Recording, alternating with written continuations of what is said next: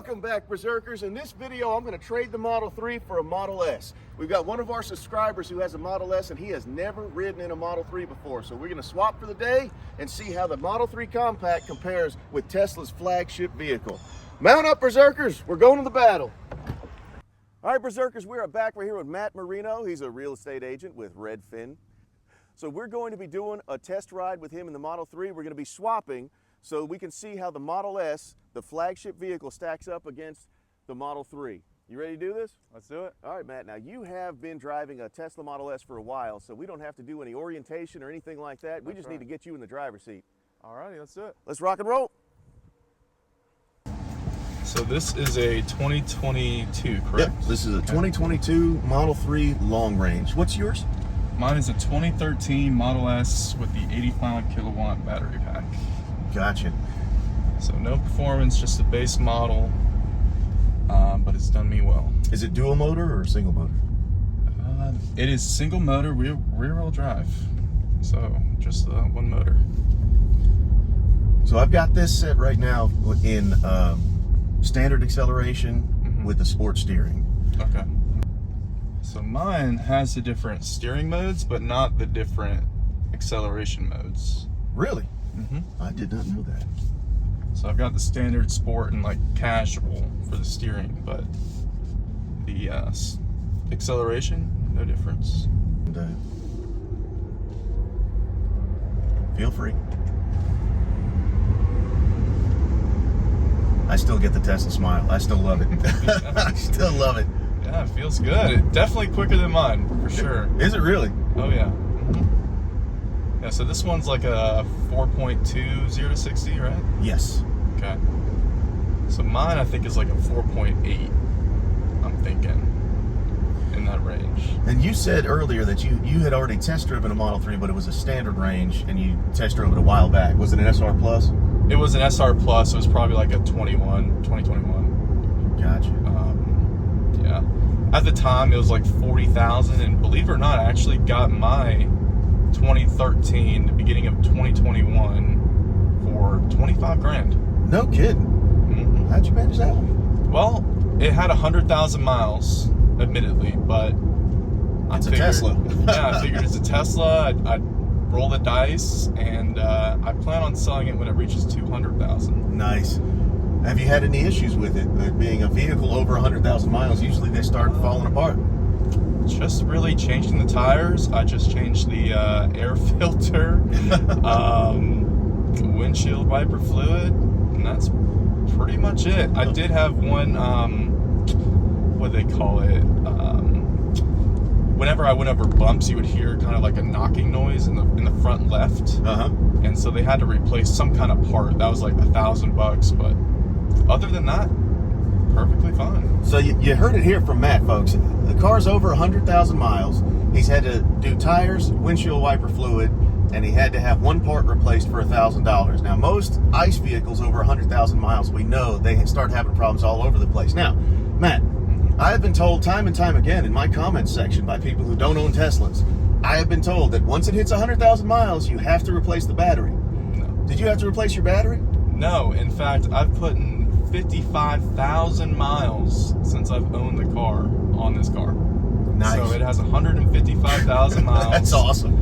No issues with the battery. Of course, you have your, degradation, and it doesn't get to the full 265 miles at 100%, which what it was rated for, but it gets to about 242, and it does great. I'll do the math later on what percentage that degradation is. So you're talking about 9 years and 155,000 miles, and you've lost like 20 miles of total range at full charge. Just about, yeah. And I charge it to 80% every night. I just have the wall connector in my garage and plug it in, and it's good to go. Nice. Now yours, it can't accept V3 supercharging, can it? So the V3 supercharging gets up to like 250 kilowatts. I'm not sure. I've never seen it go that high. I've seen it up to 150 though. That's So the 18650 batteries that are in the 2013 can't accept quite as much. You can still plug it into a V3. It just won't go as high. Okay. One thing I did notice back at the stop sign too is you've got this hold function. Yeah. When you stop. Oh yeah. Mine does not have that. I did. It's okay. I've learned all kinds of stuff. Yeah. The hold function. That's something that I talk about when I teach people how to drive a Tesla, because brand new people, they don't get regenerative braking. They don't understand it. Well, when you come to a complete stop using the regen braking, it goes to hold, and then you can take your foot off the gas, off the brake. Yep. Off the accelerator. People keep flaming me in the comments. Like, Teslas don't have a gas pedal. You're right, I am wrong. Teslas don't have a gas pedal, but it has the hold function, which I love. Oh, I love it. Yeah, so I have to just hold the brake like you would an ice car. No kidding. Man. Well, that takes all the one pedal driving right out of the equation. Well, you still have the regenerative braking. Yeah. It's just not, it's a little bit more subtle, and doesn't have the hold function, and for you it went all the way down to 0. Mine, it like really drops off at like 10 miles an hour. Gotcha. You really have to just press the brake at that point. What's your Tesla origin story? When did you first become aware of Tesla? You know, I knew you were going to ask me that question. I was thinking about it earlier, and really in college, I didn't even really know what a Tesla was. And right when I graduated college, I got a job and I wanted a new car, like every college graduate does. And somehow or another, I just got on Tesla, on the topic of Tesla, and I saw this really nice deal out in New Jersey. We took the trip. I went and test drove it, fell in love, and drove it back that day. Nice. So I don't know where Tesla came from. It must have just been just good luck that it came up on my search, and it's been a great investment because I put many miles on it. When you went and test drove it, you didn't really know what you were getting into. No idea. Isn't that something? No idea. What was that like? I wish I wish we'd had a camera on that test drive. Right. The regenerative braking scared the crap out of me. You know, because you're all like going back and forth. You don't know how to control it. You did a Chrome delete on this. Yeah. So a couple things. I did a Chrome delete. I replaced the center hubcaps with the red little Tesla logo. Tinted the windows, and then I also tinted the tail and headlights. So these are normally like a lighter shade. So you did tint them. I did tint them. My wife actually asked me yesterday. She said, "Does anybody ever tint the headlights?" I said, "Not that I've ever seen." Yeah, no, I'm sure they do. What I said to her was, "I'm sure they do, but I've not actually seen it." Yeah, so it's a lighter tint, so I can still see, but it just makes it a little bit more subtle. What else have I done? Inside, I'll go ahead and show you inside. Inside, I've got carbon fiber on the inside here. This used to be just like a gloss black. Also got it on the steering wheel here. And then if you look up, I've got the sunshades. So I've got 3 different sunshades, one in the middle, and then one in the back. And then of course I've got the all-weather floor mats in there. Yeah, so look at that. You could put entire human beings in there. Like that's humongous. Pretty big. That's monstrous. Yeah. I'm jealous of your frunk, sir. I'm jealous of yours. You can put drinks in yours. I can't. Mine's carpeted, so I don't get that cooler function like you do, but there's the back. Yeah, see, look at that. I mean, that's... So here's a question for you. You're talking about going from this to a Model 3. Have you considered the Model Y, being that it's also a hatchback? I have. I like having the space. I unfortunately don't use the space, so I don't think I would really have a use for the Model Y. Plus the Model Y is a little bit more expensive. It is. So what I'm hearing is that you enjoy having the hatchback, but you don't think you would necessarily miss having it. Yeah. Because you don't use it for, like Ryan Shaw, he's a professional drummer. He puts drum sets in the back. Absolutely. That kind of thing. Gotcha. Okay. And I do have like a little under compartment as well that I've got my little mobile charger and sunshade. The old sub trunk. This one has a sub trunk as well. Does it? Okay. Yeah, it's again not as roomy as this one, and you really get a sense of the difference in the width of the vehicle standing right at the back of it. Yep. Yeah, it's quite a difference. Can we come back here and get a shot of, get them both in the same shot and kind of see the width of them? Wow, yeah, you're right. Like you can really see It's like you take your car and just smush it down. Yeah. To make it wider. Yep.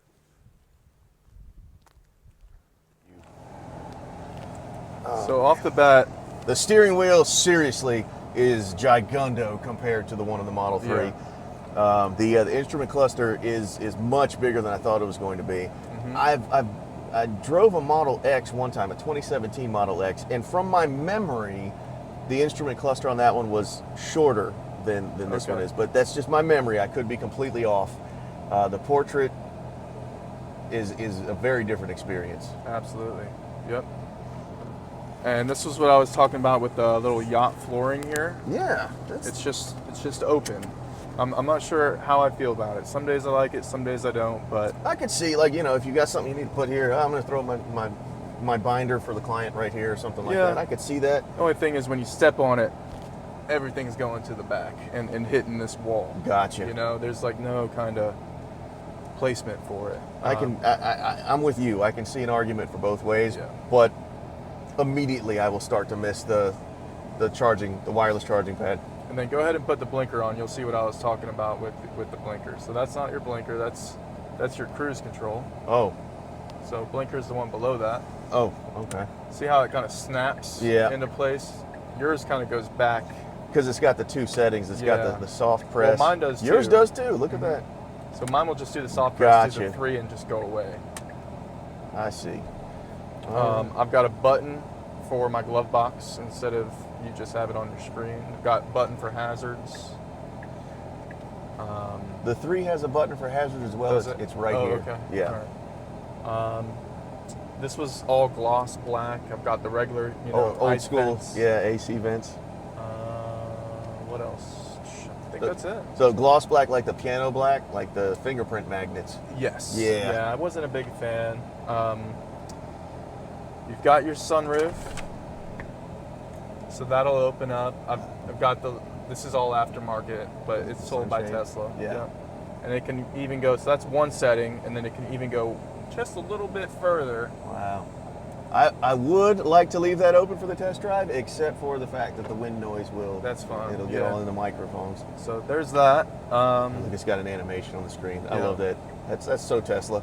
And I think that's pretty much the only difference. Here's my toy box. Looks a little bit different than yours. I don't have all the extra stuff. But you still got fart mode. Which I is still the have most fart mode. thing. Yep, I still got the romance mode. That's important. Can't forget that. And of course you got Sketchpad. Yeah. Very, very important to have Sketchpad. Where? That's because you're black. Black on black here. It just wouldn't be one of my videos unless I did this.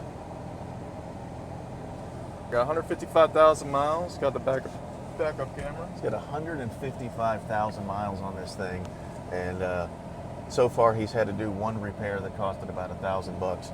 It was a suspension thing, but other than that, he's had to do tires and washer fluid, and that's it on a 155,000 mile car. Correct. And you will be shocked, he did not have to replace the battery. Tesla didn't come to him and hold a gun to his head and say, "Give us $26,000 for a new battery, or you're never getting back in your car again." Feel free to floor it out of here.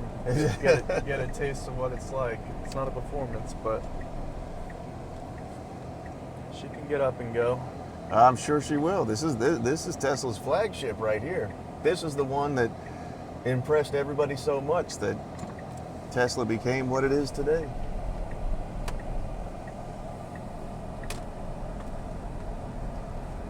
There's just nothing like that Tesla acceleration. Nothing like it. You're right about the regen braking. The regen braking is not as hard. Is much lighter than it is on mine. I do like I like the roominess of the interior, but the Model 3 is not exactly, I can clearly see that Ash is much more comfortable back there than he is in the back of the Model 3. Is that correct, King? Oh yeah. Yeah. Oh yeah, baby. So you can see you can definitely feel the difference in the roominess and see it back there. The front seat is not as drastic a difference with the roominess.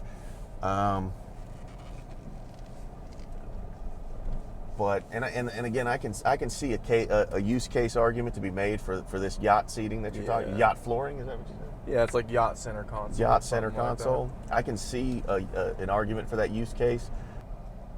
All right. So is it just push in for park, just like That's right. Yeah. Okay. There you go. Good stuff. Let's hop out and do some final thoughts. All right. What your final thoughts on the Model 3? What do you think? My final thoughts are I really enjoy it. I enjoy the look. I think I can do without the extra cargo space.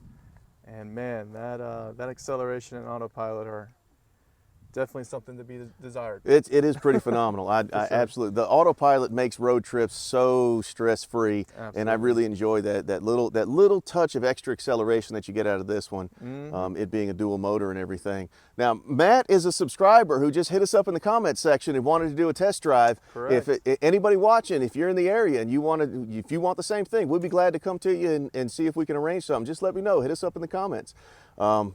Matt's Model S, my final thoughts, is a phenomenal vehicle. I love the visual things that he's done, the customizations he's done to it. It's definitely roomier, especially in the back seat, and that hatchback. I'm jealous of the hatchback, and I'm jealous of the sunroof, without a doubt. But either way, this has been a lot of fun, Matt. I really appreciate it, buddy. Thank you so much. You guys, if you enjoy this content, hit like and subscribe. We got more great test rides coming. Either way, thank you for watching, and we'll see you guys in the next battle. See you guys.